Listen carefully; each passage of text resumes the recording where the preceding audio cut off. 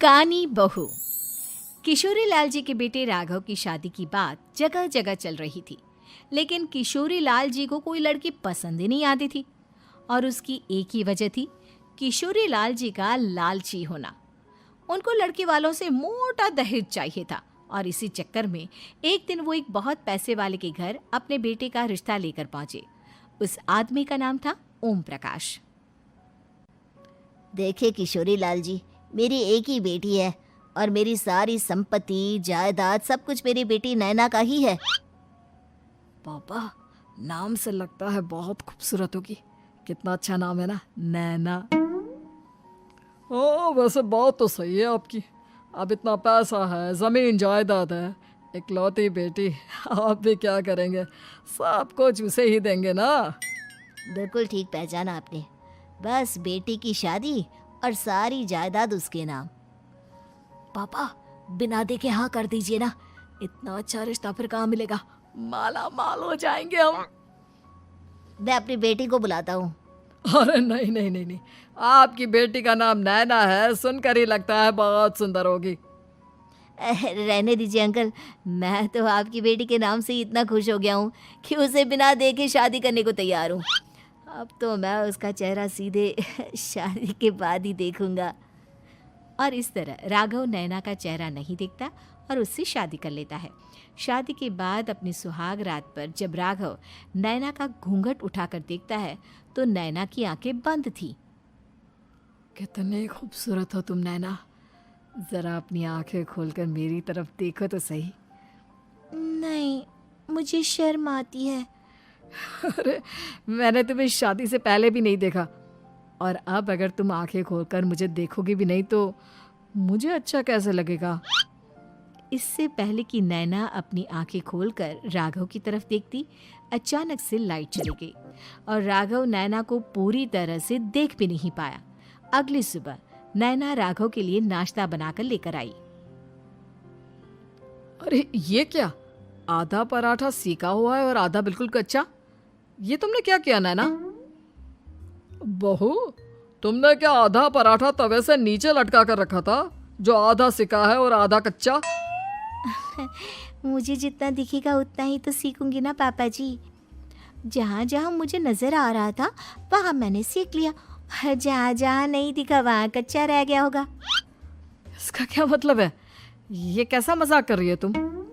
अरे बहू, तुमने इतना लंबा घूंघट क्यों लगाया हुआ है? देखो, हमारे घर में बहुओं को बेटी की तरह रखा जाता है, और फिर तुम तो इतना सारा माल लेकर आई हो। देखो, ये घूंघट डालकर रखने की कोई ज़रूरत नहीं है। हाँ नैना, पापा जी ठीक कह रहे हैं, तुम तो आराम से रहो, अपना ही घर समझो। नैना अचानक से अपना घूंघट उठा लेती है। अरे ये क्या पापा, नैना की तो एक आंख फूटी हुई है। नाम से नैना, लेकिन ये तो कानी बहू निकली। मेरे साथ धोखा हुआ है, धोखा। बिना दिखाए अपनी कानी लड़की मेरे संग ब्याह दी। मुझे कानी बीवी नहीं चाहिए। मुझे अभी ओम प्रकाश जी से बात करनी पड़ेगी। आखिर उन्होंने मेरे साथ ऐसा किया क्यों? अरे, आप लोगों ने ही तो पापा से कहा था कि आप लोग शादी से पहले मुझे देखना नहीं चाहते। अब मेरे पापा पर क्यों इल्जाम लगा रहे हैं? अरे लेकिन उन्हें बताना तो चाहिए था ना कि तुम कानी हो, एक आंख से तुम्हें दिखाई नहीं देता। किशोरी लाल और राघव नाराज होकर ओम प्रकाश को अपने घर बुलाते हैं। पापा जी, ये आपने क्या किया? शादी से पहले बताया क्यों नहीं कि नैना की आंखों में परेशानी है? अरे, आप ही ने तो लड़की देखने से मना कर दिया था। अरे लेकिन आप बता तो सकते थे।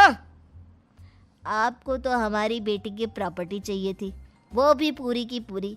अब क्या हुआ अगर उसे आधा दिखाई देता है? प्रॉपर्टी तो आपको पूरी मिल गई ना। अरे ये क्या बात हुई? मेरी शादी प्रॉपर्टी से नहीं, आपकी बेटी से हुई है। अब ये तो पहले सोचना चाहिए था, तब तो मेरी प्रॉपर्टी देखकर तुम्हारी जुबान लप लपा रही थी। लेकिन मैं कानी लड़की को अपनी बीवी बनाकर नहीं रख सकता। पापा, कुछ करिए ना आप। हाँ, करता हूँ।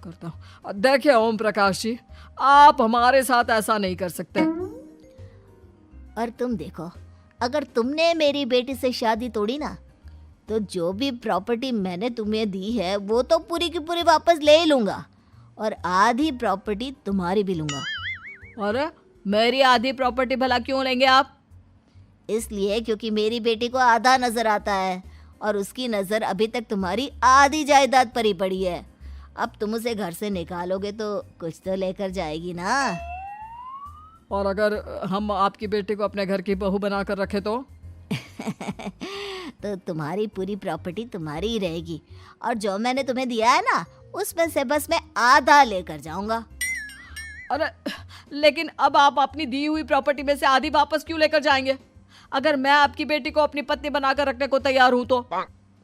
इसलिए ताकि भविष्य में अगर तुम मेरी बेटी को धोखा दो तो उसके पास कुछ तो रहे जो पति का हो। वैसे मेरे पास तो बहुत कुछ है, लेकिन अपने पति की कोई निशानी तो उसके पास होनी चाहिए ना। अब अगर तुमने मेरी बेटी को कानी कहा तो तुम्हें प्रॉपर्टी भी कानी ही मिलेगी, पूरी नहीं। जमाए राजा। किशोरी लाल और राघव समझ चुके थे कि वो बुरी तरह फंस चुके हैं और अब उनके पास वहां से निकलने का कोई चारा नहीं है। अब समझ में आया ना, लालच बुरी बला होती है। एक तो तुम्हें प्रॉपर्टी मिली, ऊपर से बीवी मिली, उसमें तुम्हें नखरे भी दिखाने हैं। आए बड़े, चुपचाप बैठो दोनों। कुछ दिनों के बाद नैना राघव की कार लेकर बाजार घूमने निकलती है और जब कार लेकर वापस आती है, ये क्या? एक तरफ से मेरी गाड़ी पूरी खराब हो चुकी है। लगता है तुमने मेरी गाड़ी को किसी दूसरी गाड़ी के साथ एक्सीडेंट किया है। अरे अरे कितना बड़ा नुकसान कर दिया तुमने बहू। वो क्या है ना पापा जी, मुझे एक आंख से दिखाई नहीं दे रहा था, सामने से गाड़ी आ रही थी। मुझे तो सिर्फ आधा ही दिखाई दिया और वो गाड़ी मेरी कार से रगड़ते हुए निकल गई। अब मैं क्या करूं बताओ? आप इसे ठीक कराने के पैसे कौन देगा? तुम्हारे पापा? तुमने मुझसे इस तरह से बात की? अभी रुको। नैना राघव की शिकायत ओम प्रकाश को कर देती है।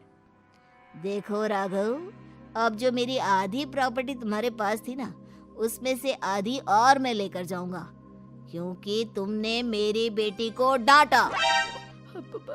अरे नहीं नहीं पापा जी, गलती हो गई, माफ कर दो। गलती की तो कोई गुंजाइश ही नहीं। अगली बार मेरी बेटी को डांटा तो बची हुई आधी में से आधी और ले जाऊंगा। लालच के चक्कर में हम दोनों ने बहुत बड़ी गलती कर दी बेटा। एक तो तुम्हें कानी बहू मिली और ऊपर से जो माल मिला वो भी काना। इस तरह राघव की हर एक गलती पर ओम प्रकाश उसकी प्रॉपर्टी का आधा आधा हिस्सा लेकर अपना सारा माल वापस ले गया और राघव को कानी बीवी से काम चलाना पड़ा। भाई लालच वाकई में बुरी बला है।